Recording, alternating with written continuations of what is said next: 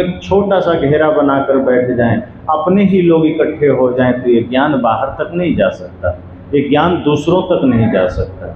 और ऐसे ही आज समाज में अंधविश्वास, पाखंड, चमत्कार का बोलबाला है।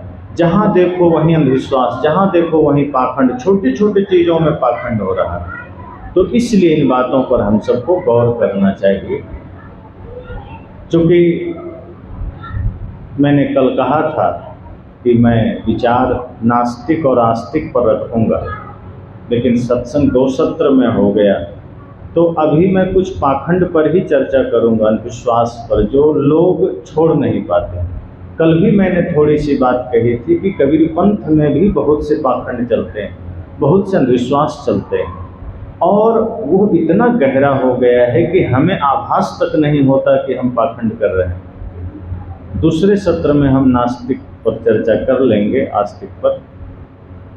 अब जैसे मैंने कई जगह देखा, सदगुरु कबीर की जो वाणी है बीजक, बहुत जगह लोग बीजक पढ़ के हवन करने लगे।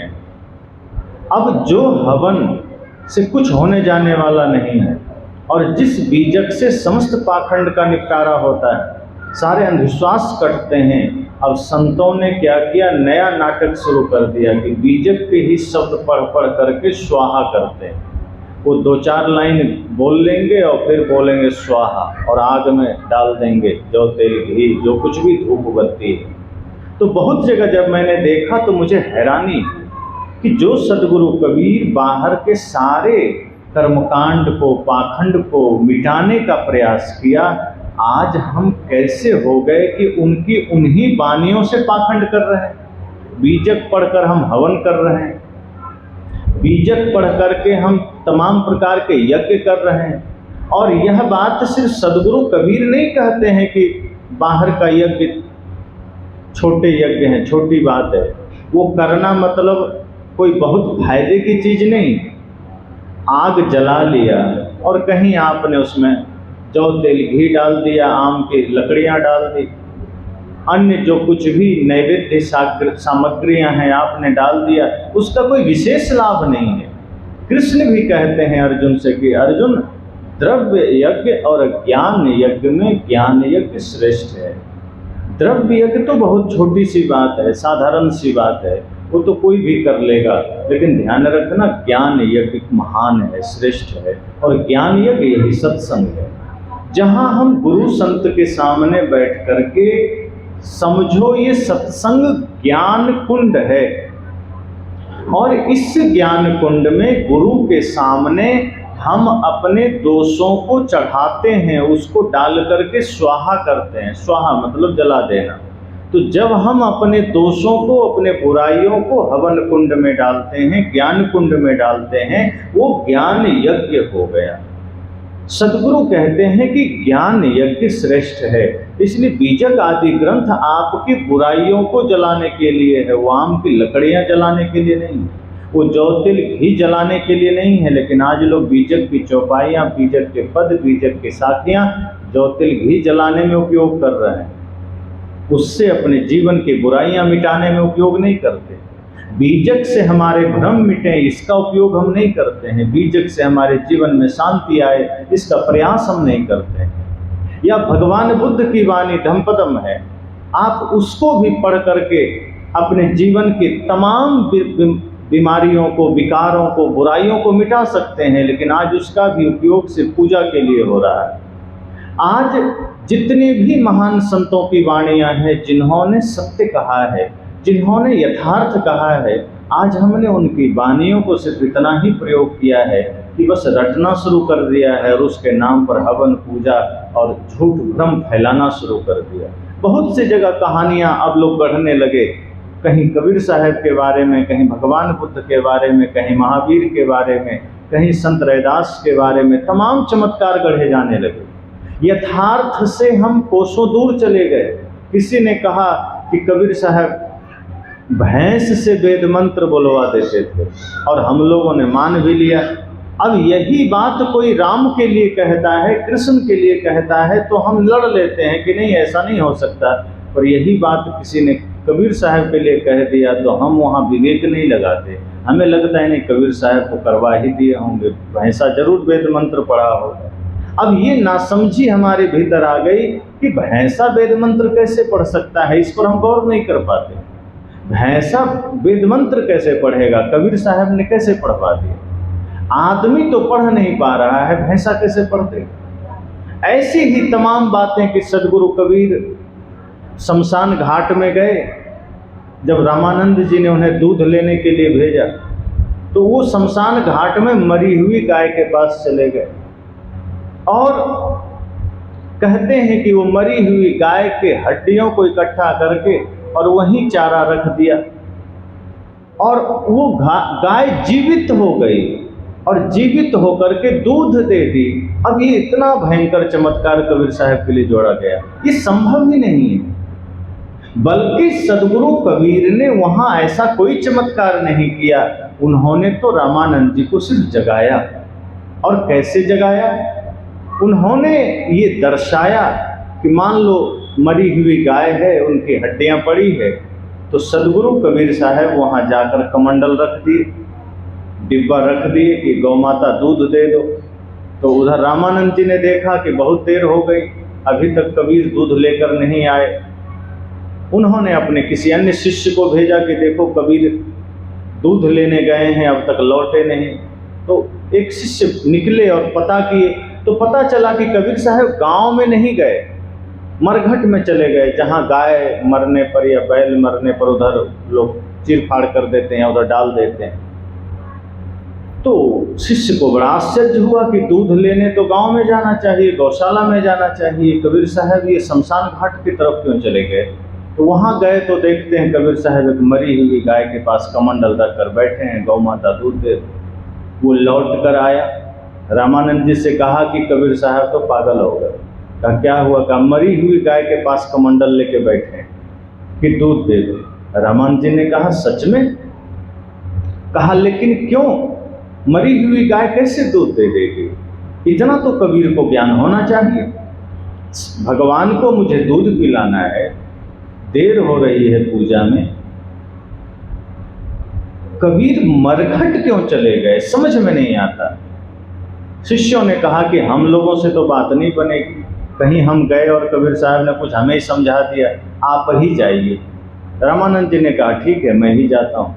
अब देखिए इसी घटना का एक चमत्कार का रूप है और एक यथार्थ का रूप है। मैंने पहले कहा कि मरी हुई गाय दूध नहीं दे सकती है, लेकिन सदगुरु कबीर इसी घटना से यथार्थ संदेश कैसे दे रहे हैं। वो मरी हुई गाय को जिंदा नहीं करने गए थे, लेकिन लोगों ने जोड़ दिया कि वो मरी हुई गाय को जिंदा करके दूध निकाल लिए। पर यथार्थ क्या है, जब रामानंद जी वहां गए, कबीर साहब को देखते हैं मरघट में मरी हुई गाय के पास कमंडल लेकर बैठे हैं। कहा कबीर ये क्या कर रहे हो? कहा दूध लेने आए हैं। कहा पागल हुए हो, दूध तो गौशाला में मिलेगा, अब तुम ये मरी हुई गाय के पास दूध लेने आ गए। क्या इतना तुम्हें ज्ञान नहीं है कि मरी हुई गाय दूध नहीं दे सकती? कबीर साहब ने कहा जब आपका पत्थर का भगवान दूध पी सकता है तो मरी हुई गाय दूध दे भी सकती है। रामानंद जी की चेतना जग गई, वो हड़बड़ा गए, कहे कि मेरा भी पाला किससे पड़ा, हम तो भूल ही गए कि कबीर सामने। हमने तो सोचा हमारा शिष्य है, लेकिन पता ही नहीं कि शिष्य रूप में कोई स्वयं परम ज्ञानी बैठा है। और इस तरह से इस घटना से सदगुरु कबीर ने संदेश दिया, न कि सच में गाय को जिंदा किया, लेकिन हमारे कबीर पंथ समाज में ये भ्रम चलता है कि कबीर साहब ने गाय को जिंदा कर दिया। वस्तुतः सदगुरु कबीर ने गाय को जिंदा नहीं किया था, उन्होंने मरी हुई गाय से रामानंद जी के पत्थर के भगवान पर प्रहार किया था कि आप अगर पत्थर के भगवान को दूध पिलाना चाहते हैं और आपको भरोसा है कि पत्थर का भगवान दूध पी लेगा, तो मरी हुई गाय दूध क्यों नहीं दे सकती। इससे शायद उनकी चेतना ना जगी हो, पता नहीं, क्योंकि कबीर साहब को बाद में कहना पड़ा, कहें ही कबीर हम कही था कि रामानंद राम रस माते, उनको कहना पड़ा। इसका मतलब है रामानंद जी जागे नहीं होंगे, वो भ्रम में पड़े ही रहे होंगे। अगर जाग गए होते तो कबीर साहब को ये कहना ना पड़ता कि कहें ही कबीर हम कही था कि रामानंद राम रस माते। फिर वो कहते कि नहीं, रामानंद जी जागृत हो गए, उनकी चेतना जग गई। तो इस तरह से सदगुरु कबीर के नाम पर बहुत से भ्रम कटे गए कि लाश बहा चला जा रहा है और सदगुरु कबीर ने उसे जिंदा कर दिया। कि हाथी उन पर चढ़ाया गया और कुछ भी नहीं हुआ, किसी ने भाला मारा और कबीर साहब के गले में फूल का माला बन गया। तो ये सारी रूढ़िवादिता, भ्रम की बातें कबीर साहब के लिए जोड़ी गई और यही बातें भगवान बुद्ध के बारे में जोड़ी गई। बहुत सी कल्पनाएं भगवान बुद्ध के लिए भी की गई जिसका कि यथार्थ से कोई लेना देना नहीं। तो हमारे ऐसे महापुरुष जो भ्रम मिटाने इस धरती पर आए, पाखंड मिटाने इस धरती पर आए, हमने उनके उस सत्य को न समझा, हमने उन्हें ही भ्रम में बांध दिया, हमने उन्हें ही पाखंड में बांध दिया। अब देखिए रामकृष्ण के मंदिर आप देखते हैं, वहाँ लोग धूप दीप अगरबत्तियाँ चढ़ाते हैं, तो हम कहते हैं कि वहाँ जाने से क्या मिलेगा, उनकी पूजा करने से क्या मिलेगा। लेकिन भगवान बुद्ध के मंदिरों में देखो क्या हो रहा है, वहाँ भी लोग धूप दीप अगरबत्तियाँ चढ़ा रहे हैं, वहाँ भी भोग मोक्ष मांग रहे हैं। तो क्या भगवान बुद्ध मुक्ति दे देंगे? क्या उनकी मूर्ति से आपको शांति मिल जाएगी? कबीर साहब के मंदिर में जाके अगरबत्ती जला देंगे तो क्या मुक्ति मिल जाएगी? जो भगवान बुद्ध या सदगुरु कबीर या भगवान महावीर यह कहते हैं कि मनोविकार से मुक्त हुए बिना मुक्ति नहीं मिलेगी, वहाँ अगरबत्ती घुमाकर मुक्ति पाने वालों सजग होने की जरूरत है। अगर राम के मंदिर में जाकर मोक्ष मांगना भ्रम है तो बुद्ध के मंदिर में जाकर मोक्ष मांगना यथार्थ कैसे हो सकता है? बुद्ध कहते हैं बुद्धम शरणम गच्छामि। वे नहीं कहते हैं कि मूर्ति के शरण में आओ, वो कहते हैं बुद्ध की शरण में अर्थात ज्ञान की शरण में आओ। धम्मम शरणम गच्छामि अर्थात धर्म की शरण में आओ। और धर्म क्या है? धर्म न हिंदू बौद्ध है, धर्म न मुस्लिम जैन, धर्म मन की शुद्धता, धर्म शांति सुख चैन। वे कहते हैं मन की निर्मलता धर्म है, चित्त की शुद्धता धर्म है, अर्थात मानवता धर्म है। उस धर्म की शरण में आओ। संघम शरणम गच्छामि या बुद्धम शरणम गच्छामि हम जपते चले जाते हैं, सद्गुरु वे नमः जपते चले जाते हैं, सतनाम जपते चले जाते हैं, लेकिन हमारे जीवन में उन शब्दों का, उन वाक्यों का कोई भी अर्थ परिलक्षित नहीं होता है, कोई भी भाव घटित नहीं होता है। और इस वजह से हम अपने उन महापुरुषों को भी भुला दे रहे हैं, उनकी बातों को भी हम हटा दे रहे हैं जिन्होंने भ्रम से मुक्ति का मार्ग दिया।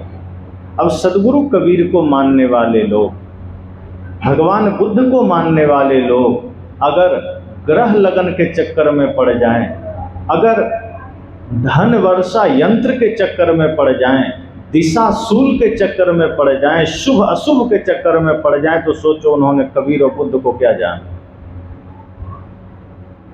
जहां सदगुरु कबीर कहते हैं सब ही भूमि बनारसी सब निर्गंगा होय, वहां आज कबीरपंथी कहते हैं नहीं ये जगह शुद्ध है, वो अपवित्र है, ये दिन शुद्ध है, वो दिन अशुद्ध है, ये पूर्णिमा का दिन सही है। अब कबीर पंथ में भी पूनम व्रत चलता है कि पूर्णिमा पवित्र दिन है।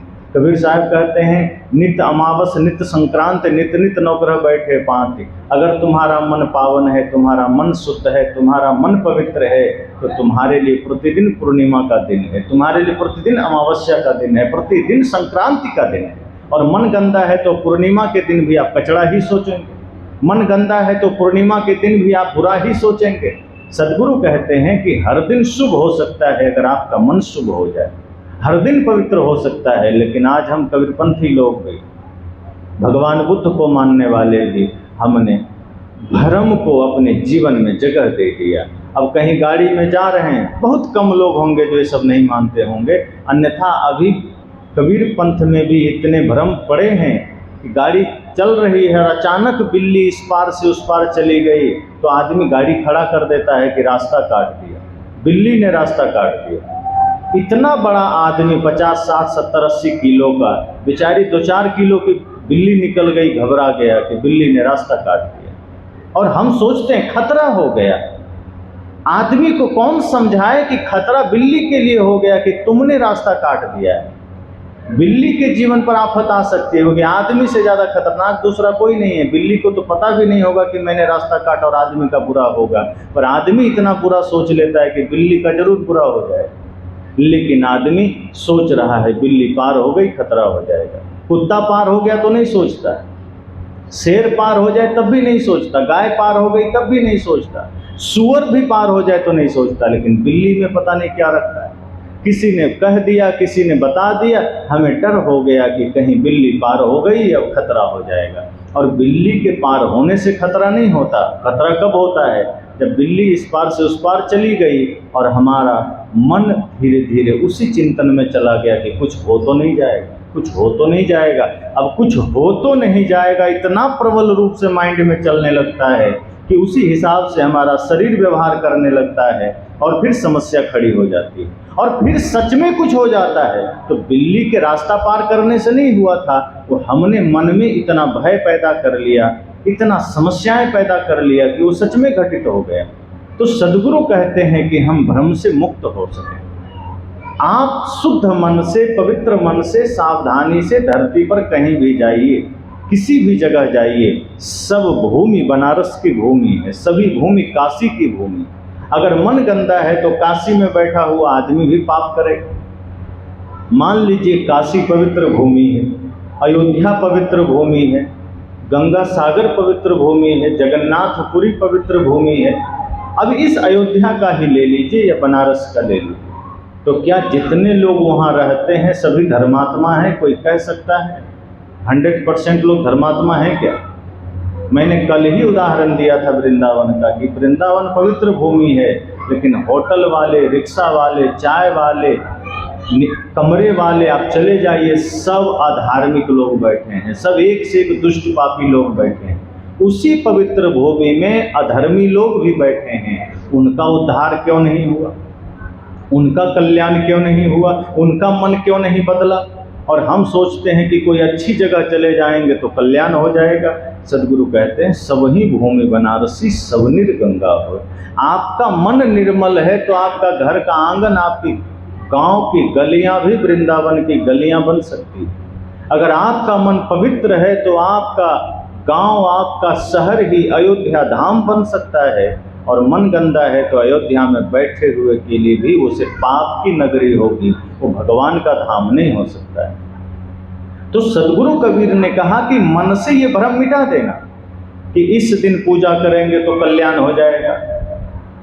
लोग कहते हैं सोमवार को शिव जी का दिन है, उस दिन पूजा कर लेंगे, शिव जी की कृपा बरस जाएगी। और मंगल, बुध, गुरु, शुक्र, शनि किसका दिन है?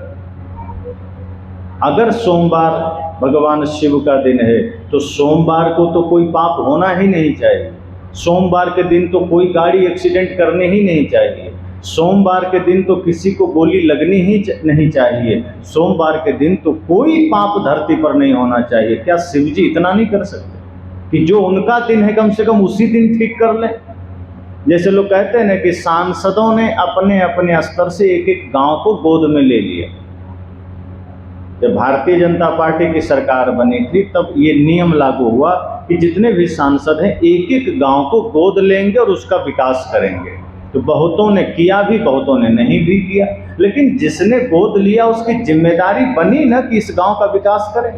यद्यपि वो सांसद तो पूरे लोकसभा का है, लेकिन फिर भी कम से कम एक गांव को चुना तो विशेष जिम्मेदारी उस गांव के लिए बनी कि मैं इस गांव का विकास करूंगा। तो वैसे तो सब दिन शिव जी का है, लेकिन अगर सोमवार स्पेशल उनका है तो कम से कम सोमवार को ही वो धारा 144 लगा दे कि कहीं कोई दुर्घटना ना हो जाए, कहीं कोई पाप ना हो जाए, कहीं कोई मृत्यु ना हो जाए, कहीं कोई अधर्म ना हो जाए। लेकिन ऐसा नहीं होता क्योंकि आदमी अधर्मी है, और जब आदमी अधर्मी है तो भगवान भी अधर्म रोक नहीं सकते। आदमी पापी है, दूसरा कोई पाप नहीं करता। इसलिए मैंने कहा कि सभी दिन शुभ है, सभी दिन पवित्र है।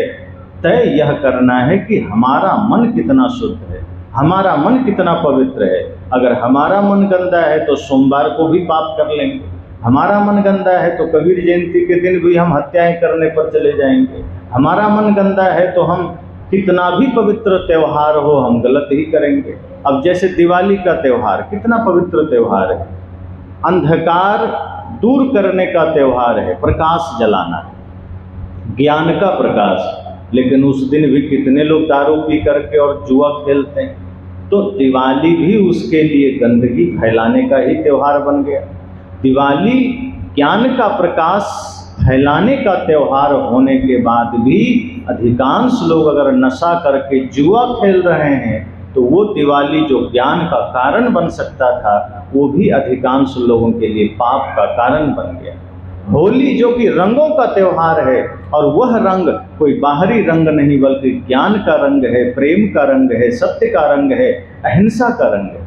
अगर हम अपने जीवन में ज्ञान का रंग नहीं धारण कर सके और बाहर से लाल पीला काला रंग से मुंह खूब काला कर लिए, लाल कर लिए और उस रंग के साथ साथ दूसरों पर भी रंग डाल दिए, कीचड़ डाल दिए, नशा कर लिए, मांस खा लिए, तो जो होली आपके जीवन में प्रेम का रंग भर सकता है, जो होली आपके जीवन में सत्य अहिंसा का रंग भर सकता है, वो होली भी आपके जीवन में सिर्फ काला रंग जोड़ने के लिए बन गया। वो होली आपके जीवन को अधर्म करने के लिए तैयार हो गया। तो सोचो कि त्यौहार कितना भी अच्छा हो जाए, अगर हमारा कर्म गलत है तो हम गलत ही करेंगे।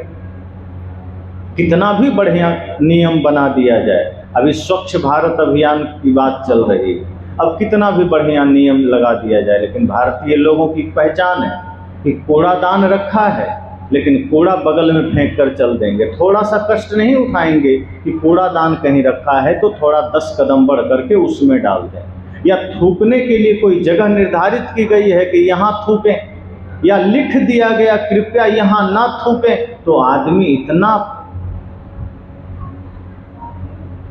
पागल है, आदमी इतना जटिल है, इतना मूर्ख है कि जहां लिखा गया है कृपया यहाँ ना थूकें उसी पर थूक के चला आता है ताकि बाद में कोई पढ़ न पाए, उसी को ढक देता है थूक थूक कर।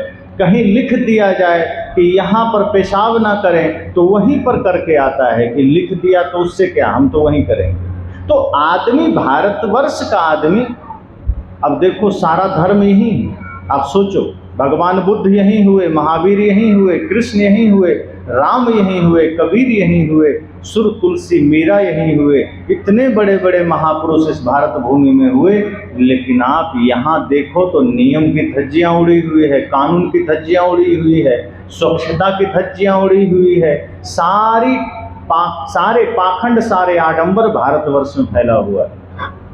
आप दूसरे देशों में चले जाएं, यूरोप में, अमेरिका में, बल्कि अफ्रीका के कुछ देशों में चले जाएं, सब में तो नहीं कर सकता, ऑस्ट्रेलिया, न्यूजीलैंड में चले जाएं, जापान में चले जाएं, आप मुस्लिम देशों में चले जाएं, अरब आदि में, कतर में, कुवैत में, आप देखेंगे वहाँ का नियम, वहाँ की सफाई, वहाँ की स्वच्छता, वहाँ का सिस्टम। मजाल है भीड़ में किसी का शरीर आपसे टच हो जाए, मजाल है कोई गाड़ी अपना घुसा करके ओवरटेक करके ट्रैफिक जाम कर दे। बाहर तो छोड़ो, अपने देश का ही एक राज्य है सिक्किम, वहाँ चले जाएं, ट्रैफिक रूल इतना कड़ा और इतना बढ़िया है कि वहाँ अगर एक लाइन से 1 किलोमीटर भी गाड़ी खड़ी है तो किसी के अंदर यह भाव नहीं होता कि हम ओवरटेक करके आगे जाके मुंह घुसा दें ताकि फिर जाम बना रहे।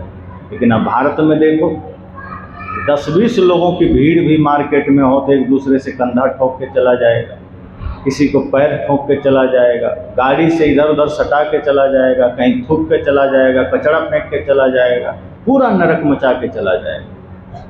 बुद्ध के होने का, कबीर के होने का, राम के होने का, कृष्ण के होने का क्या फायदा हुआ? अगर सारे महापुरुष यहाँ हुए, सबने स्वच्छता की बात की, सबने नियम की बात की, सबने मर्यादा की बात की, लेकिन आज हम कितने लोग इसका पालन कर रहे हैं? हर जगह कूड़ादान होते हुए हम क्या करते हैं? बाहर कचरा फेंक कर चले जाते हैं। और हमें ही जीना है वहाँ, हमें ही बैठना है वहाँ, हमें ही चलना है वहाँ, लेकिन हम उन गंदगियों के साथ जीने को तैयार हैं। तो सदगुरु कबीर कहते हैं कि जब मन में गंदगी आती है तो बाहर गंदगी रहेगी, चाहे आप जो कुछ भी कर लो। फिर आपको अच्छी चीज़ भी दे दी जाए तो आप उसे बुरा बना लेंगे। जैसे कोई आदमी मन से शुद्ध है, पवित्र है, तो उसे नरक भेज दीजिए तो स्वर्ग बना देगा, और जिस व्यक्ति का मन गंदा है उसे स्वर्ग भेज दीजिए वो नरक बना देगा। जैसे बहुत सी माताएं हैं, अगर अपनी बच्चियों को वो सही संस्कार देती हैं, सही शिक्षा देती हैं, और वो बेटियां जब ससुराल जाती है तो अपने ज्ञान, भक्ति, वैराग्य से अपने प्रेम से ससुराल को भी धर्म की नगरी बना देती है। और यदि बच्चियों को सही संस्कार नहीं दिया तो अगर ससुराल बढ़िया भी है तो ये अपने दुष्कृत्यों से उसे नरक बना देती है, अपवित्र करके आती है। अर्थात एक व्यक्ति चाह ले तो किसी भी माहौल को बनाया बिगाड़ सकता है। यही तो सदगुरु कबीर कहते हैं कि आप अपने भीतर एक परिवर्तन लाइए, आप अपने भीतर एक स्वच्छता लाइए, मन की स्वच्छता, मन की निर्मलता, मन की पवित्रता, जिससे माहौल ठीक हो सके।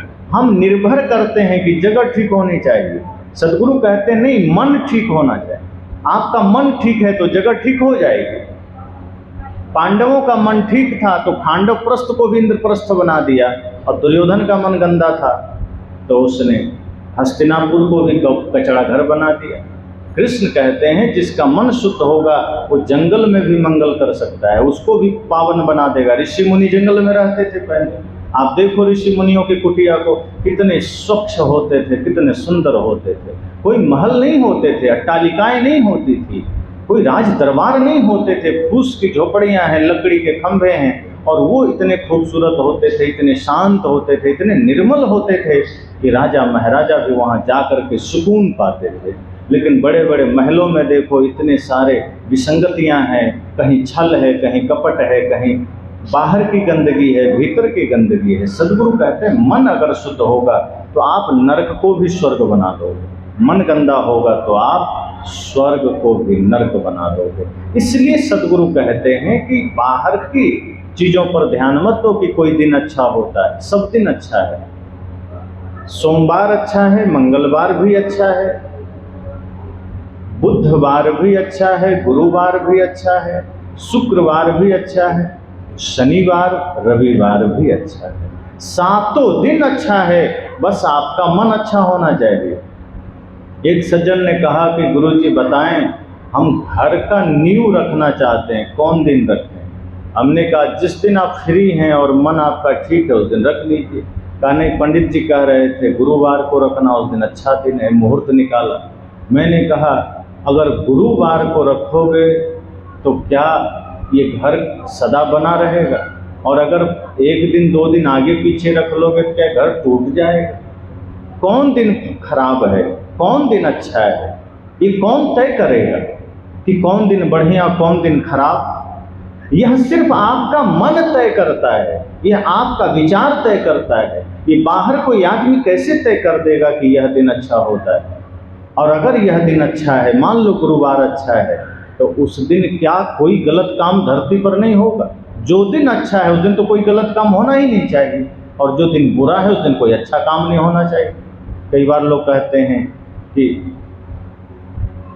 उत्तर दिशा में किसी दिन नहीं जाना है, मंगलवार को किसी दिशा में नहीं जाना है, बुधवार को किसी दिशा में नहीं जाना है। तमाम प्रकार के पाखंड चलते हैं। तो बिल्ली ने रास्ता काट दिया, किसी को देख करके यात्रा बिगड़ गई। बहुत से लोगों ने तो ऐसा ऐसा भ्रम डाला कि आदमी अपने जीवन में एकदम कुंठित हो गया कि ठीक से चल भी नहीं सकता। चलते समय किसी ने टोक दिया तो आदमी कहता है मेरी तो यात्रा खराब हो गई, नहीं टोकना था।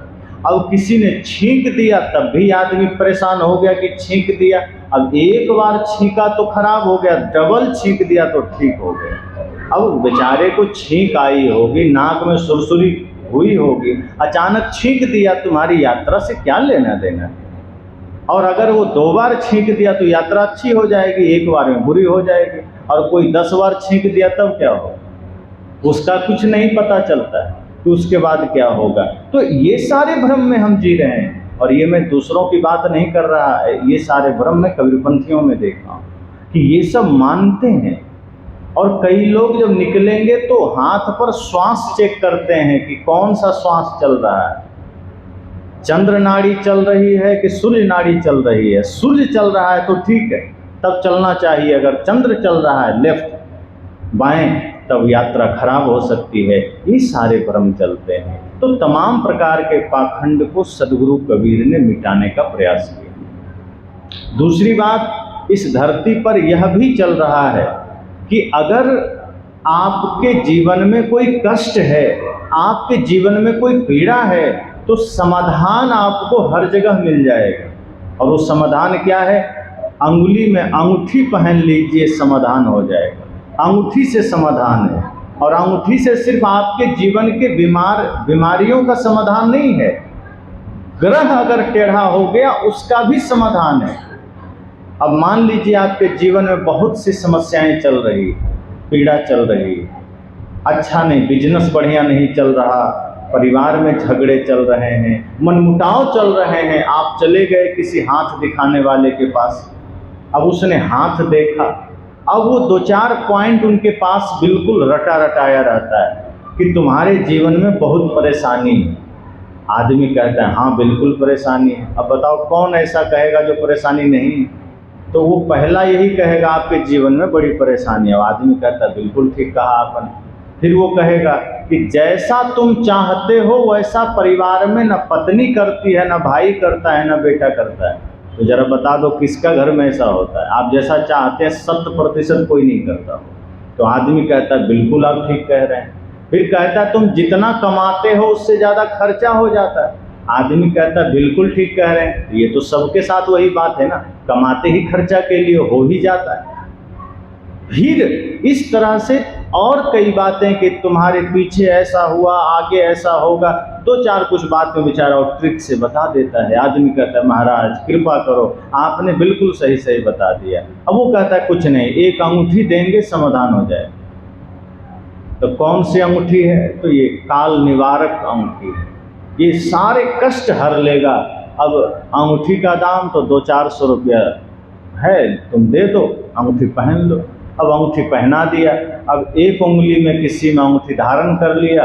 अब आदमी के मन में ये बात बैठ जाती है, ये भाव जच जाता है कि अगर इतना इन्होंने बताया है, समाधान दिया है, तो जरूर कुछ लाभ होगा। अब वो प्रतिदिन ट्राई करता है कि आज क्या लाभ हुआ, कल क्या लाभ हुआ, वो चेक करते जाता है। तब तक कुछ नई बीमारी आ गई, तब तक कुछ और नई समस्या आ गई। अब वो रोने लगा, फिर गया उसके पास, कहा महाराज फिर समस्या आ गई। तो वो कहता है कि नहीं, अब जो है वो बाहर कोई समस्या नहीं है, अब तुम पर शनि ग्रह टेढ़ा हो गया है। अब आदमी कहता है अब सीधा कैसे होगा? कहा हमारे पास समाधान है, चिंता काहे करते हो? कहा क्या करना पड़ेगा? पुनः एक अंगूठी तुमको पहनना पड़ेगा। अब वो दूसरे उंगली में पहना देता है। अब वो आदमी पहन भी लेता है लेकिन विवेक नहीं करता है। पृथ्वी से कितना गुना बड़ा है शनि ग्रह। मान लो वो टेढ़ा हो भी गया वहाँ, तो पूरी पृथ्वी तहस नहस हो जाएगी। लेकिन 1-2 आदमी पर ही चौपट होती है, 1-2 आदमी ही चपेट में आता है। और गजब की बात यह है कि शनि ग्रह जब टेढ़ा हो गया तो एक छोटी सी अंगूठी से सीधा भी हो जाता है। ये सबसे आश्चर्य की बात है। अब सोचो, इतना सूरज तप रहा है, कितना ज़्यादा तपन है सूरज में, अगर अंगूठी से शनि ग्रह सीधा हो सकता है तो ऐसी कोई अंगूठी दे दो जिससे सूरज की गर्मी शांत हो जाए। अगर यहीं से अंगूठी पहनकर सूरज की गर्मी शांत हो जाए तो मान लेंगे कि शनि ग्रह सीधा भी हो जाएगा। और दूसरी बात है कि अगर अभी सूरज की गर्मी लग रही है तो बाहर निकलने पर एक आदमी को लगेगा कि सबको लगेगा? जितने लोग बाहर निकलेंगे सबको लगेगा। लेकिन शनि ग्रह सबको टेढ़ा नहीं होता।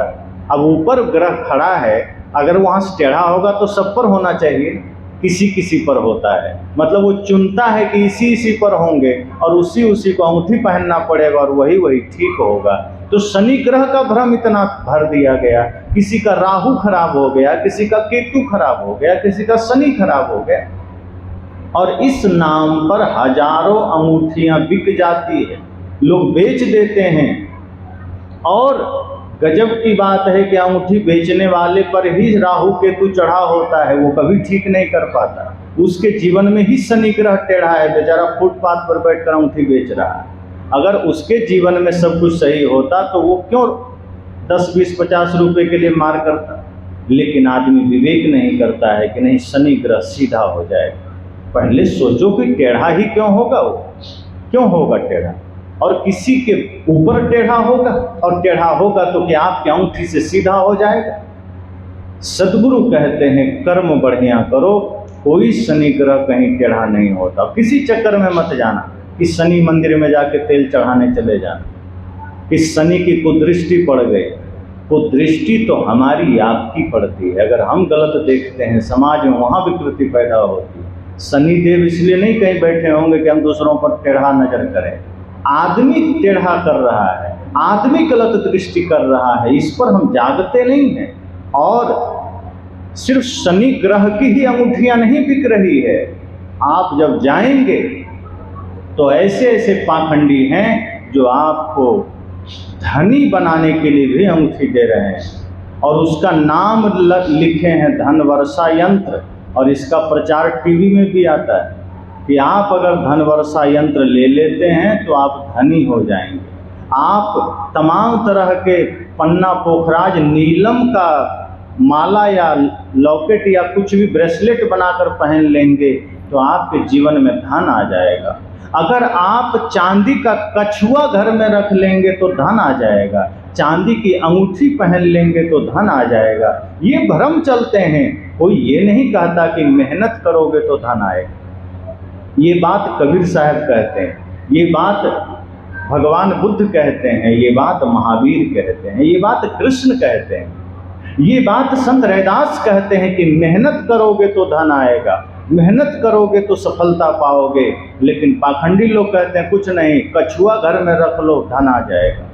और आदमी कछुआ खरीदने के लिए चला जाता है, एक से एक आदमी कछुआ खरीद कर लाता है। इस पर कभी कभी मैं सोचता हूँ कि जब यह सत्य है कि कछुआ से धन आ सकता है तो फिर इतनी गरीबी हमारे देश में क्यों है। हमारे भारत सरकार को 5-5 किलो अनाज के जगह सभी गरीबों को एक बार कछुआ ही बांट देना चाहिए।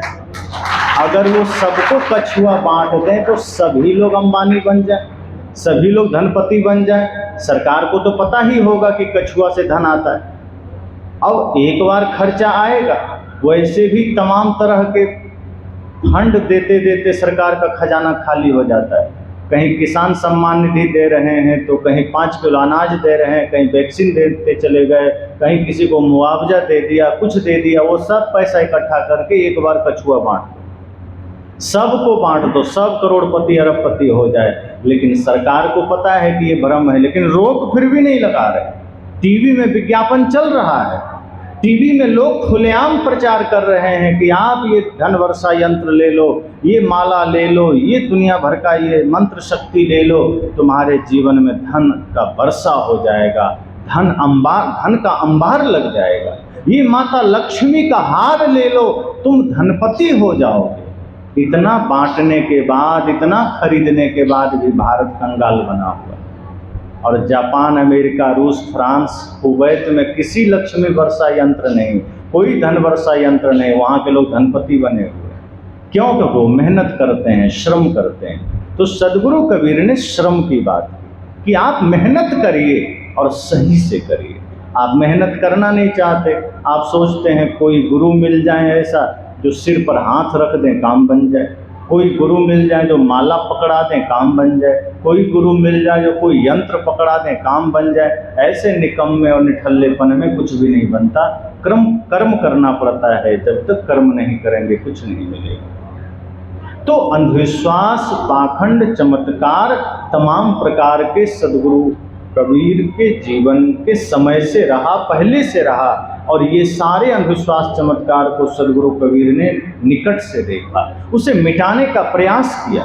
लेकिन जब आज यह बात की जाती है कि ये सब अंधविश्वास है, पाखंड है, तो लोग उल्टा क्रोधित हो जाते हैं कि ये कैसे अंधविश्वास है, हमारे परंपरा से चली आ रही, ये शास्त्रों में लिखा है और किसी शास्त्र में नहीं लिखा है, ये कुछ किताबों में किसी ने लिख दिया होगा।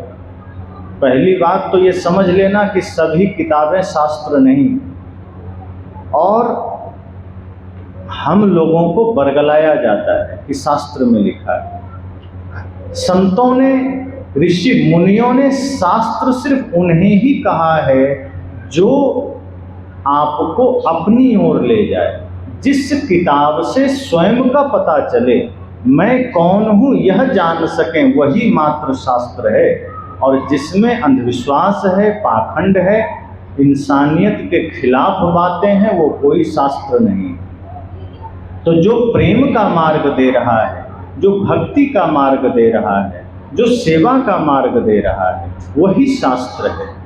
तो यह मान लेना कि शास्त्र में लिखा है और मान करके उसी में चलने लग जाना और तमाम प्रकार के आडंबर करने लग जाना, पाखंड करने लग जाना, यह सब जीवन में सिर्फ दुख के कारण है, भ्रम के कारण है।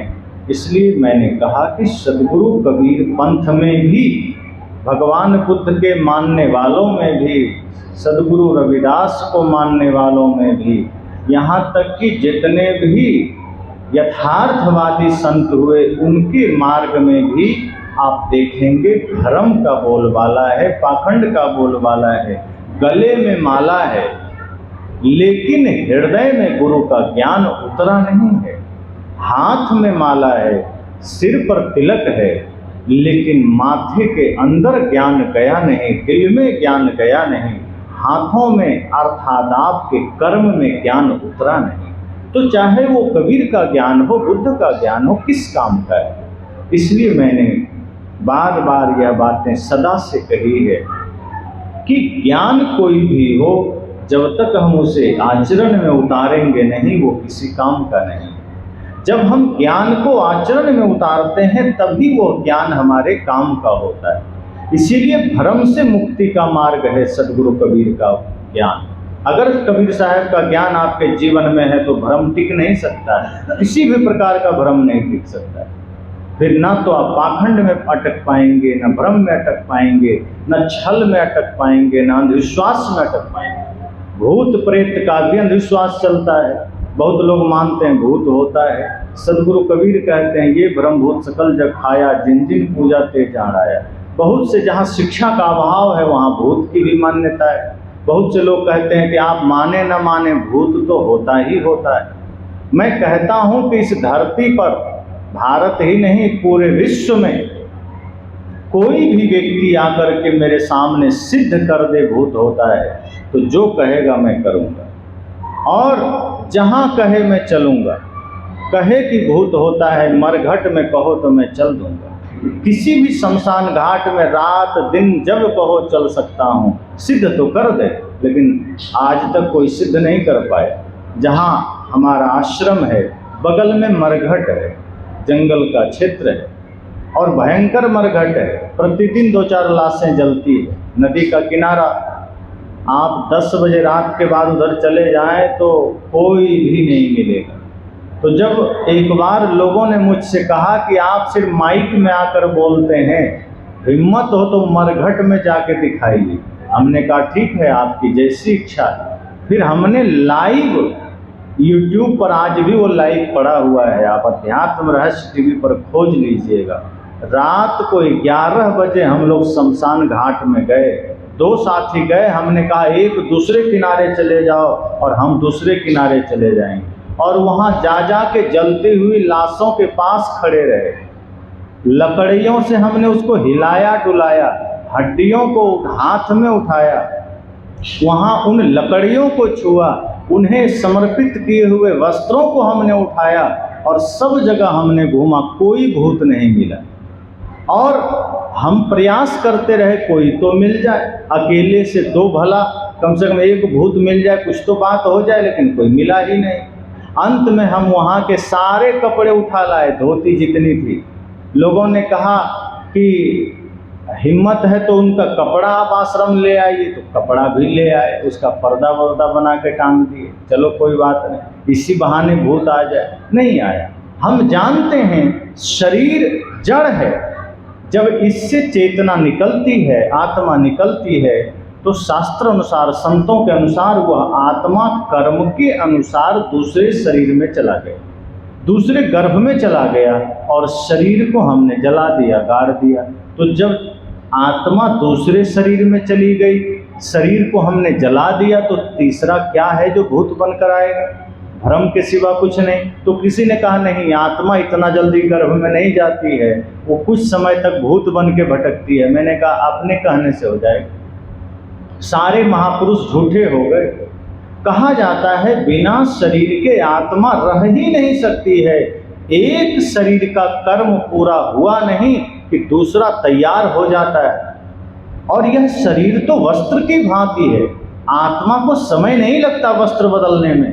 अब आप लोग खुद ही सोचो, नहाने आप जाते हैं, कपड़ा बदलने में आपको कितना समय लगता है? 10 दिन की, 20 दिन की, 1 साल? 2-4 सेकंड भी नहीं लगता होगा। बल्कि आप जब खुले में नहाते हैं तो गीला कपड़ा आप खोलने से पहले सूखा लपेट लेते हैं, और सूखा लपेटते हैं तब गीला छोड़ते हैं। ऐसा करते हैं? ऐसा ही करते हैं। ऐसा कोई नहीं करता होगा कि गीला उतार के और 2-4 दिन घूमते रहेंगे नंगा, फिर कपड़ा पहनेंगे। कौन करेगा ऐसे? इस शरीर भी तो कपड़ा ही है। जीव दूसरा शरीर धारण करने की पूरी तैयारी में होता है, और इस शरीर को छोड़ा नहीं कि दूसरा धारण कर लिया, दूसरे में चला गया, दूसरे गर्भ में प्रवेश कर गया, और इधर यह शरीर जो पार्थिव हो गया इसे जला दिया गया। तो तीसरा क्या बचा जो भूत बनेगा? कृष्ण भी गीता में कहते हैं कि अंतिम संस्कार अग्नि संस्कार है, अर्थात दाह संस्कार है, जला दिया। इसके बाद जीव की कोई क्रिया ही नहीं बचती है। यहाँ तक कि जो श्राद्ध होता है ये भी पाखंड का ही एक अंग है, उसका कोई जरूरत नहीं। जीव का अंतिम क्रिया, शरीर की अंतिम क्रिया है अग्नि में जला देना या मिट्टी में समाधि दे देना। इसके बाद कोई क्रिया शेष नहीं रह जाती। फिर जो श्राद्ध होते हैं ये सिर्फ पाखंड का एक रूप है, हिस्सा है। और पाखंड का कितना भयंकर है कि आप हमें खाट दे दो, सोने का आभूषण दे दो, गाय दे दो, छाता जूता दे दो, घड़ी मोबाइल दे दो, क्या करोगे? आपके पूर्वज को पहुंचा देंगे। और पहुंचाता है क्या? आप उसको कुछ भी दान में दे दीजिए, गाय दे दीजिए, और दूसरे दिन देखने जाइए तो पंडित जी के दरवाजे पर बंधी होगी, वहीं पर दान में दिया, वो पूर्वज को दे दिया। आप पलंग दे दीजिए उस पर, पंडित जी का घर के लोग सोएंगे, वो आपके पूर्वज तक नहीं पहुंचाएंगे। तो यह श्राद्ध भी भ्रम है। और दूसरी बात सदगुरु कहते हैं कि कोई गुजर जाए तो उसके बाद कोई किसी के पास बस नहीं है कि उसको स्वर्ग नरक में भेज दे। जो जीव अपना कर्म करके जाता है, जो जीव अपना जो जीते जी जो कर्म करता है उसी के अनुसार उसे लोक परलोक मिलता है। अगर अच्छा कर्म करके गया है तो हो सकता है पुनः मनुष्य जीवन मिल जाएगा, बुरा कर्म करके गया है तो कोई निकृष्ट योनि में चला जाएगा। लेकिन अगर वो मर गया है और अब कोई चाहेगा कि बढ़िया श्राद्ध करके उसको स्वर्ग में ट्रांसफर करा देंगे, तो यह सिर्फ भ्रम है, उसके बाद कुछ नहीं हो सकता। जियत न तरे मुए का तरी हो, जीते ही जो न तरे। जिंदा रहते रहते अगर कोई तर गया, जिंदा रहते रहते अगर किसी ने मुक्ति की साधना कर ली, तब तो बात ठीक है। मरने के बाद तो कुछ भी संभव नहीं है कि उसको किया जा सके। अगर जीते जी आपका जीवन स्वर्गमय हो गया, तब तो आप स्वर्ग में हैं और स्वर्ग में जाएंगे। लेकिन अगर जीते जी आपका जीवन नरक बना हुआ है, तो मरने के बाद नाम में भले स्वर्गीय लिख देगा। जो कोई भी मर जाता है तो लिख देते हैं स्वर्गीय फला आदमी। अब किसी ने देखा कि वो स्वर्ग में गया कि नरक में गया, लेकिन लिखना स्वर्गीय ही है। हम अपने से अंदाजा लगा लेते हैं कि स्वर्ग में ही गए होंगे, लेकिन यह तय कौन करेगा कि स्वर्ग में गए कि नरक में गए? वर्तमान कर्म से तय होगा कि उसका वर्तमान जीवन कैसा था। वो प्रेम में जीता था कि सत्य में जीता था, अहिंसा में, करुणा में, या फिर छल में, कपट में, क्रोध में, ईर्ष्या में, द्वेष में। अगर वो सबसे प्रेम रखता था, अगर वो निश्चल मन का था, तो निश्चय ही वर्तमान में भी स्वर्ग में था, मरने के बाद भी स्वर्ग में जाएगा। लेकिन अगर उसने जीवन भर दूसरों को रुलाया है, मांस मछली खाया है, नशा दुर्व्यसन का सेवन किया है, तो जीते जी नरक में था और आगे भी नरक में जाएगा। कोई भी श्राद्ध करके उसको स्वर्ग में ट्रांसफर नहीं कर सकता है। लेकिन आदमी जीते जी स्वर्गीय होना भी नहीं चाहता। अब किसी के नाम में आप स्वर्गीय लगा दीजिए जिंदे में, तो लाठी लेके खड़ा हो जाएगा कि हमको तो स्वर्गीय बोल रहा है, हम तो जिंदा हैं। संत कहते हैं क्यों जिंदा रहते स्वर्गीय होना नहीं चाहते, मरने के बाद ही स्वर्गीय होना चाहते हो? अरे जिंदा होते स्वर्गीय हो जाओ ना। और स्वर्गीय होने का मतलब स्वर्ग में जीने वाला। अगर आप जिंदा रहते स्वर्ग जैसा जीवन जी रहे हो तो जिंदा रहते स्वर्गीय हो जाओ। लेकिन आदमी डर जाता है कि ना ना, मरने के बाद भले लिख देना कोई बात नहीं, जीते जी तो हम नारकीय ही रहेंगे, हम स्वर्गीय नहीं हो सकते। आप देखें कोई गुजर जाता है तो हम क्या कहते हैं, फला आदमी शांत हो गए, मतलब जीवन भर अशांत थे, अब जाके शांत हुए। और किसी जिंदे को कह दीजिए आप शांत कब हो रहे हैं, सोचो क्या हाल करेगा वो। कहेगा तुम हमें मारना चाहते हो, मतलब वो राजी भी नहीं है शांत होने के लिए, पर मरने के बाद वो शांत हो गए। यही तो कहते हैं कि फला आदमी बेचारे शांत हो गए, मतलब जीवन भर अशांत थे। सदगुरु कहते हैं जीते जी शांत हो जाओ, जीते जी ही आप सब कुछ कर सकते हो, मरने के बाद कुछ नहीं हो सकता। तो यह क्रिया भी जो श्राद्ध का है, सदगुरु ने कहा पाखंड है। जीते जी करो, सारे भ्रम पाखंड से मुक्त होना है तो जीते जी अपने हाथों से अपना कर्म करते जाना। पीछे आपका बेटा पोता कुछ नहीं कर सकता, अपनी कमाई आपकी न माई न बाप की। अगर आप अभी कुछ कर ले जाओगे वही आपका है, दूसरा कुछ नहीं कर सकता। अगर आपके सिर में दर्द है और आपसे कितना भी प्रेम आपकी माता जी करती हैं, वो दवा खा लेंगे तो आपका सिर दर्द ठीक नहीं हो जाएगा, क्योंकि आपके सिर में दर्द है। तो सोचो, भौतिक शरीर का दर्द वो नहीं बांट सकती हैं तो आपके कर्म का दर्द बांट लेंगे क्या? कितना बड़ा भ्रम चलता है यहाँ। इसलिए सदगुरु कहते हैं आप जीते जी जो शुभ कर्म करके जाएंगे वही आपको स्वर्ग भेजेगा। अगर जीते जी आपने गंदा काम किया है तो नरक में जाएंगे, चाहे श्राद्ध करो चाहे न करो। तो कृष्ण कहते हैं कि जीव के साथ अंतिम क्रिया वही अंतिम संस्कार है, उसी का नाम कहते हैं ना कि फला आदमी का अंतिम संस्कार कर दिया गया।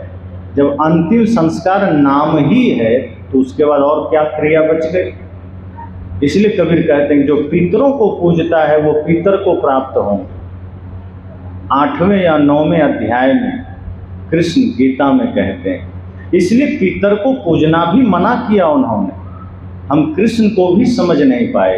उन्होंने कहा कि जो भूत को पूजता है भूत योनि को प्राप्त होता है, अर्थात उसका मन मस्तिष्क वही भूत वाला हो जाता है, और जो पितर को पूजता है वो पितर बन जाता है। पर अगर आप सच में इंसान बनना चाहते हैं, आप सच में भगवान बनना चाहते हैं तो ज्ञान की उपासना करिए, साधना करिए, सत्य अहिंसा प्रेम करुणा को धारण करिए। और जब इन्हें आप धारण करेंगे तब आप सत्य के साधक बनेंगे, आप आनंद के मालिक बनेंगे, फिर आपके जीवन में आनंद होगा। तो तमाम भ्रम और पाखंड से मुक्ति का मार्ग सदगुरु कबीर का ज्ञान है। जब हम उसे जीवन में धारण करेंगे तो एक एक भ्रम मिटेंगे। बहुत से भ्रम ऐसे हैं, बहुत से जो लोग घरों में करते रहते हैं। कई जगह लोग कहते हैं आपका घर वास्तु के अनुसार नहीं बना है। अब किसी के घर में लड़ाई हो रही है, झगड़े हो रहे हैं, भाई भाई में तनाव है, बहू सास में तनाव है, तो अगर आपने किसी से पूछ लिया तो कह देगा कि तुम्हारा घर का वास्तु ठीक नहीं, इसीलिए झगड़ा हो रहा है। वो कभी नहीं कहेगा कि तुम्हारा मन ठीक नहीं है इसलिए झगड़ा हो रहा है। अब ईंटा पत्थर का क्या दोष है, झगड़ा उससे थोड़े हो। एक व्यक्ति गया पंडित जी से दिखाने की मेरे घर में बहुत झगड़ा होता है, क्या करें? कहा तुम्हारा शौचालय गलत दिशा में बन गया है। कहा क्या करें? कहा तोड़ दो, पूरब में बन गया है पश्चिम में बनाओ। बेचारा पश्चिम में बना दिया, सोचा इतना विवाद हो रहा है क्या करें। अब सोचो बना हुआ शौचालय तोड़कर फिर से बनाना कितना खर्चा बैठे। उसने तोड़ दिया क्योंकि सुख चाहिए, पर चला गया गलत जगह सुख मांगने, तो देखो कहाँ कहाँ उलझा दिया गया। अब शौचालय पश्चिम में बनाया, फिर भी दुख है जीवन में, फिर भी लड़ाई है जीवन में। फिर गया, कहा कि अभी तक ठीक नहीं हुआ, तो कहा रसोई घर का दरवाज़ा किधर है? कहा है तो पूरब में, लेकिन उसका दरवाज़ा है पश्चिम में। कहा तोड़ करके पूरब में दरवाज़ा करो। अब बेचारा रसोई घर का दरवाज़ा तोड़ के पूरब में किया। कहा अभी भी ठीक नहीं हुआ। कहा सीढ़ी किधर से बना है? कहा वो तो लेफ्ट साइड से बना है। कहा उसको तोड़ो राइट साइड में बनाओ। अब भी ठीक नहीं हुआ, अब क्या? कहा पर्दा किस कलर का लगाए हो? कहा तो लाल है। कहा नहीं पीला लगाओ तब ठीक हो जाएगा। पर्दा भी बदल दिया गया। अब क्या करें, अभी भी समस्या है, का पूरा घर ही ठीक नहीं, तोड़ दो पूरा घर, दूसरे जगह बना। तब आदमी ने कहा लगता है ये आदमी पागल है, आधा घर तो तोड़वा दिया, ठीक नहीं हुआ, अरे आधा के बाद आधा तो ठीक होना चाहिए, कुछ ठीक नहीं हुआ। फिर एक संत के पास गया, कहा गुरुजी घर में समस्या है, क्या करें। कहा कुछ समाधान किया था। कहाँ, एक पंडित जी के पास गए थे, उन्होंने पर्दा खुलवा दिया, शौचालय तोड़वा दिया, दरवाजा हटवा दिया, सीढ़ी तोड़वा दिया, फिर भी घर में शांति नहीं है, फिर भी झगड़े हैं। संत ने कहा कि ये सीढ़ी की वजह से झगड़ा है, सीढ़ी का क्या कारण है, पर्दा का क्या कारण है, वो तो निर्जीव है। तुमने कभी ये देखने का चेष्टा किया कि तुम्हारा मन झगड़े का कारण है, तुम्हारा विचार लड़ाई का कारण है। तुम लोगों के मन में जो स्वार्थ और अहंकार ने डेरा डाला है, ये कारण है घर में लड़ाई का।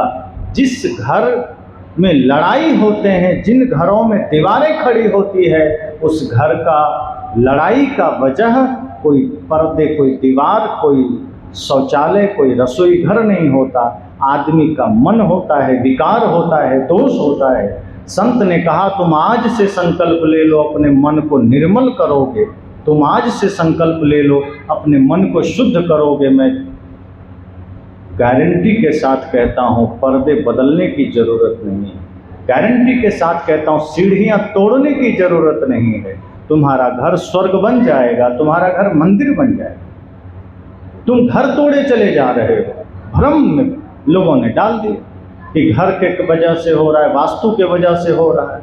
संत कहते हैं तुम अपने मन का वास्तु ठीक करो, तुम्हारा मन जो है वो उसका वास्तु बिगड़ा हुआ है। अच्छा सोचना चाहिए, पवित्र सोचना चाहिए, तुम गंदा सोच रहे हो। प्रेम मन में होना चाहिए, तुम घृणा लेकर बैठे हो।